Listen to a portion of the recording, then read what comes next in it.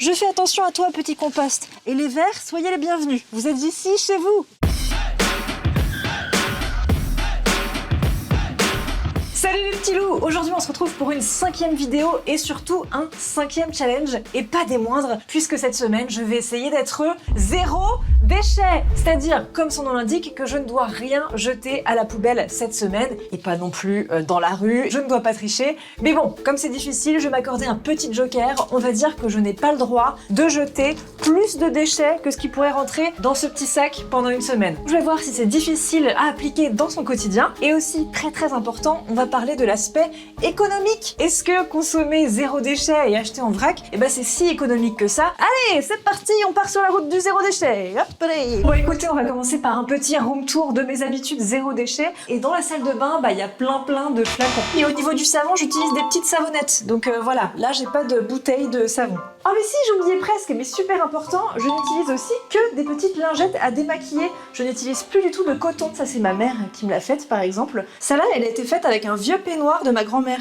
Dans la chambre, mes vêtements c'est surtout de la seconde main, donc du coup quand j'en achète, il n'y a pas d'emballage. Au niveau des vêtements, on est plutôt zéro déchet. On n'est pas zéro vêtement, en revanche. Alors pour tout ce qui est produits ménagers, clairement je ne suis pas du tout zéro déchet. Et enfin au niveau de la cuisine, alors j'achète plus du tout de bouteilles en plastique, fonctionne soit avec des gourdes, soit avec des bouteilles en verre. Sinon je ne suis pas trop zéro déchet, à part le sel que j'achète en vrac et que je mets dans ce petit pot. Mais même les légumes, il y a des filets, ça c'est vraiment des déchets qui sont pas du tout nécessaires. Voilà à peu près d'où je pars, donc autant vous dire qu'il y a du boulot. J'ai mon petit sac, je suis prête à aller faire mes courses zéro déchet. Il faut savoir que les déchets d'emballage représentent plus de 50% des déchets ménagers des Français. Donc c'est énorme et du coup c'est spécialement pour réduire ce type de déchets qu'on voit de plus en plus de magasins qui proposent d'acheter sans emballage, d'acheter en vrac, etc. On peut aussi faire des courses zéro déchet dans les magasins bio. On peut acheter du pain ou du fromage à la coupe, on peut acheter des fruits ou des légumes sans emballage, ou alors il y a des petites jarres comme ça avec dedans des céréales, des graines, des fruits secs. Il y a plein de solutions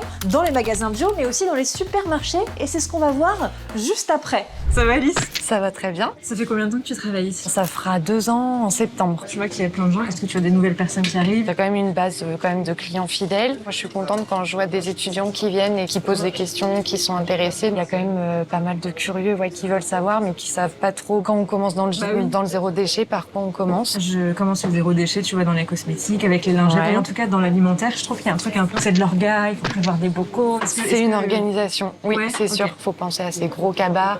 Mais après, l'avantage de consommer de cette façon, c'est que on prend vraiment la quantité souhaitée. Donc, côté économie, c'est un gros plus quand même de consommer de cette façon. On limite bien sûr ces emballages du fait qu'on ramène ces contenants. Et que ça soit, on n'est pas obligé de ramener forcément le gros bocal. Vous pouvez ramener vos sachets. Donc, des choses plus simples pour le coup là à transporter. Pour ceux qui vraiment débutent, peut-être cibler une pièce de la maison. Puis petit à petit, on progresse, on se dirige vers la cuisine. Donc, qu'est-ce qu'on pourrait faire dans la cuisine? On adapte du coup sa façon aussi de faire.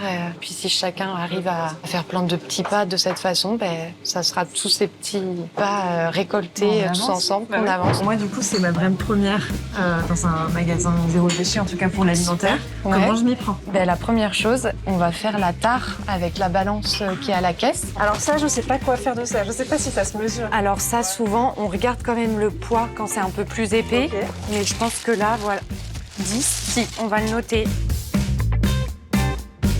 Bon, alors déjà, j'avais un préjugé parce que pour moi, acheter en vrac, c'était surtout genre des céréales, des graines, du riz, des pâtes. J'avais pas vu qu'il y avait des petits gâteaux au chocolat. Autant vous dire que je vais m'en prendre. Je ne vais pas prendre un emballage pour ce magnifique concombre. J'en ai pas besoin. Regardez, hop, il va très bien par lui-même. Et voilà, ça y est, je viens de rentrer de mes courses en vrac. Franchement, c'était beaucoup moins galère que ce que je pensais. J'ai pas eu besoin de débarquer avec mes pots en verre super lourds. Finalement, avec mes anciens sachets de récup, des sachets en tissu de vrac que j'ai trouvé là-bas et en prenant les aliments directement sans emballage, je m'en suis super bien sortie. Et au niveau économique, alors j'avoue que je me rends pas trop compte parce que j'ai eu du mal un petit peu à doser. Et puis surtout, j'ai l'impression que j'en ai pour à peu près le même prix que quand je fais mes courses en supermarché pour une semaine. Mais ça n'a rien à voir parce que là, les produits sont quasiment tous locaux. C'est des produits de meilleure qualité. Il y a des produits bio. Donc ça n'a rien à voir avec ce que j'achète d'habitude. Et pour stocker les aliments qu'on a achetés comme ça en vrac, et rien de plus simple. J'ai récupéré des vieux bocaux qui traînaient dans ma poubelle de verre parce que je ne la vide pas souvent. Finalement, j'avais raison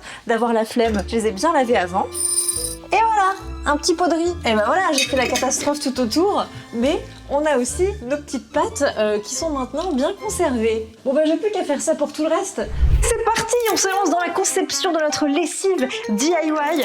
Pour faire votre lessive maison, il vous faut des copeaux de savon de Marseille, des cristaux de soude, du bicarbonate de soude, une huile essentielle de votre choix. Moi j'ai choisi l'eucalyptus et 1 litre d'eau chaude. Moi j'ai décidé de me lancer dans la lessive parce que j'en avais plus, donc finalement ça tombe bien. Déjà, ça permet de réduire ton impact environnemental, mais aussi ça permet d'améliorer sa santé et de se chouchouter parce qu'on maîtrise la composition du produit en question. Et ce qui est vachement bien, c'est que là je vais faire 1 litre de lessive avec seulement 2 cuillères à soupe des ingrédients que j'ai achetés. Donc franchement, je vais pouvoir en faire pendant super longtemps pour finalement pas si cher. Donc c'est sûr que c'est économique sur le long terme. Alors d'abord, il faut verser du coup l'eau chaude dans le saladier. Ensuite, il faut verser 50 g de savon de Marseille en copeaux. Il faut juste ça. Pour faire 1 litre de lessive, c'est quand même assez ouf. Il faut bien que le savon soit dissous dans l'eau. Ensuite, il faut 2 cuillères à soupe de cristaux de soude. Cristaux de soude, hop, j'ai mis une grosse cuillère à soupe, 2 cuillères à soupe. Ensuite, il faut 2 cuillères à soupe de bicarbonate de soude. Hop là, ça saute, il est encore vivant. Et ensuite, on peut mettre une dizaine de gouttes d'huile essentielle si on a envie. 1, 2, 3, 4, 5, 6, 7, 8, 9, 10. Et maintenant, on a pris un petit entonnoir et on met tout dans la bouteille. Alors franchement, vu la quantité de lessive qu'on obtient avec 2 cuillères à soupe de chaque ingrédient et 50 g de savon de Marseille et 1 litre d'eau, c'est sûr que c'est beaucoup moins cher que la lessive du commerce. Donc du coup maintenant je vous emmène au supermarché et je vais vous montrer comment on peut s'en sortir et rester zéro déchet même au supermarché. En zéro déchet, tu peux prendre des légumes en vrac. Ça c'est facile, donc moi je vais prendre par exemple une petite botte de radis. Tac, il n'y a pas de déchets, super, je la mets dans mon sac et on est parti. Je peux prendre par exemple des bananes. Alors il y a un mini déchet là, est-ce que ça compte vraiment? Je les prends quand même, ça c'est un mini déchet. Allez, je crois qu'il faut garder que la petite queue soit craquelée. En tout cas, ce melon, il est zéro déchet. Est-ce qu'on fait plus zéro déchet que ce pamplemousse? Je ne le crois pas. Complètement zéro déchet. Du coup, je suis à la poissonnerie et j'ai pris ma petite boîte. Donc je vais demander à ce qu'on mette mon poisson directement dans ma petite boîte plutôt que dans un sachet. On va voir si ça passe bien. Bonjour. Bonjour madame. Vous allez madame? Un petit dos de cabillaud, s'il vous plaît. Est-ce que ça serait possible juste de le mettre dans ma petite boîte en plastique plutôt que dans un sachet? Merci. Voilà. Merci Allez, beaucoup. bonne journée, au revoir. Merci, bon courage. Je suis super contente. Ça s'est passé comme une lettre à la poste. Moi, je pensais qu'on allait me dire mais pourquoi une boîte, mais pourquoi qu'on allait m'embêter, mais pas du tout. La dame, elle était super sympa. Maintenant, dans les supermarchés, t'as aussi des rayons vrac la plupart du temps. Donc, si t'as pas un magasin 100% vrac autour de chez toi, c'est pas grave. Il y a aussi cette solution-là. Dans mon supermarché, ils font un truc super bien. C'est que tu peux prendre pour la litière de ton chat, si t'as un animal, et ben tu peux acheter comme ça un petit seau que tu réutilises à chaque fois. Nouveau jour, nouveau défi. Aujourd'hui, je me lance dans une mission compost. Ici à La Rochelle, quand tu as la chance d'avoir un petit bout de jardin, la mairie te donne gratuitement un bac de compost, mais il est super gros. Donc moi, ça me fait un peu peur. J'ai pas envie de me lancer tout de suite avec ça. Je pense qu'on va commencer petit et je vais commencer avec ce bac-là que j'ai déjà chez moi. En fait, c'est une poubelle que j'utilise pas tout simplement. Quand tu habites en ville, c'est un peu plus compliqué au niveau de la démarche. Il faut que tu demandes à la mairie si tu as le droit de faire ton propre compost. Et l'intérêt du compost, c'est que tu peux recycler tes épluchures de fruits ou de légumes, mais tu peux aussi mettre des trucs comme par exemple le marc de café, les sachets de thé, du papier aussi qui n'a pas été traité ou des bouts de carton qui n'ont pas été traités ou alors des déchets végétaux. Dites-moi si vous avez déjà essayé de vous lancer dans l'aventure compost et comment ça s'est passé parce que tout de suite je flippe. Donc le compost au début on peut se dire ouais c'est facile, il suffit de mettre tes déchets organiques à l'intérieur et ça se fait tout seul, mais non, il faut que ça soit bien équilibré. Donc il faut alterner les couches de déchets secs et de déchets humides par exemple. Il faut aussi éviter tout ce qui est viande, poisson, les matières comme ça qui attirent un petit peu les asticots. Alors c'est parti, je commence par mettre des déchets végétaux. Ça tombe bien, dans mon jardin, j'en ai plein. Et ça fera la première couche de notre sandwich compost. Et voilà, ça y est, j'ai laissé le petit compost au fond du jardin. On ira prendre de ses nouvelles dans la semaine. Et le compost, pour rappel, c'est vachement bien parce que ça peut servir à entretenir la pelouse, pour les arbres fruitiers, pour un potager. Ça peut servir aussi pour des jardinières. Et puis surtout, ça permet aux déchets alimentaires de retourner à la terre en la nourrissant. Ça aide à retenir l'eau dans le sol, donc ça vous évite d'arroser trop. Et en plus, ça coûte franchement zéro. Et alors comment se porte mon petit compost? Eh bien écoutez, il y a déjà un asticot dessus et dedans, ça va plutôt bien. Je pense qu'on verra pas le résultat tout de suite, mais franchement, il a une bonne tête, il sent pas mauvais, donc je suis assez fière de mon début de compost.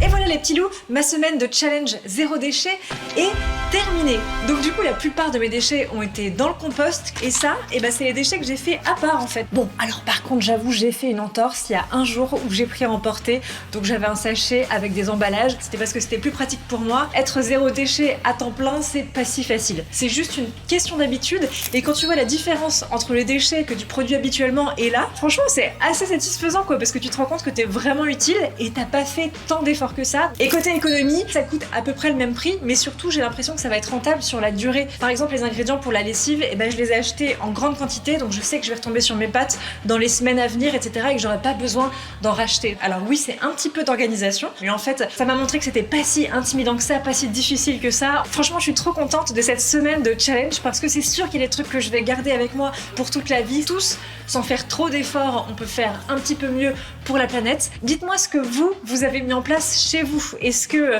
du coup vous avez envie de vous lancer? Est-ce que vous êtes déjà lancé depuis bien longtemps? On se retrouve très vite pour un nouveau challenge. Salut!